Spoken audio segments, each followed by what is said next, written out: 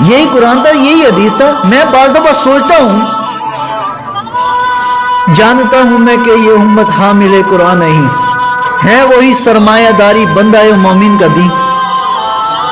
آج میں جب سوچتا ہوں کہ یار ہم اتنے زوال میں کیوں ہیں، اور پہلے لوگوں کے پاس یہی قرآن تھی اور یہی نبی پاک کی حدیثیں تھی، وہ اتنے آگے چلے گئے، اتنی عزتیں ان کو ملیں، اتنے وہ دنیا میں روب والے لوگ تھے، اور آج مسلمان اتنا ہلکا کیوں ہو گیا؟ حضور نے فرمایا ایک وقت آئے گا ساری اقوام عالم تم پر ایسے ٹوٹ پڑیں گی جس طرح بھوکا ایک دسترخوان پر ٹوٹ پڑتا ہے. تو عرض کیا یا رسول اللہ ہماری تعداد نہیں ہوگی؟ حضور نے فرمایا تعداد تمہاری بہت ہوگی مسلمانوں کی، لیکن تمہاری تعداد کے لحاظ سے تم بہت ہوگے، لیکن تمہارے عمل کے لحاظ سے تمہارا ایمان جو ہے وہ تنکے کی طرح ہلکا ہوگا. تنکا دیکھے فرمایا تنکا جب پانی بہاؤ تو تنکا ویسے ہی بہہ جاتا ہے. تو آج ہم تنکے بن گئے ہیں. کیوں؟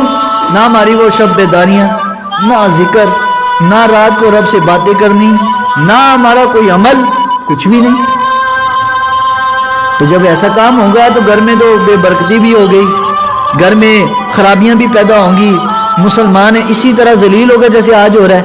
اور کہیں بھی دیکھو غیر جو ہیں جو رب کو نہیں مانتے وہ سکون میں، اور جو مسلمان رب کو ماننے والے، نبی کو ماننے والے، وہ آج اتنے ذلت میں کیوں ہیں؟ یہ ہمیں سوچنا ہے اور ہمیں اپنا عمل درست کرنا ہے.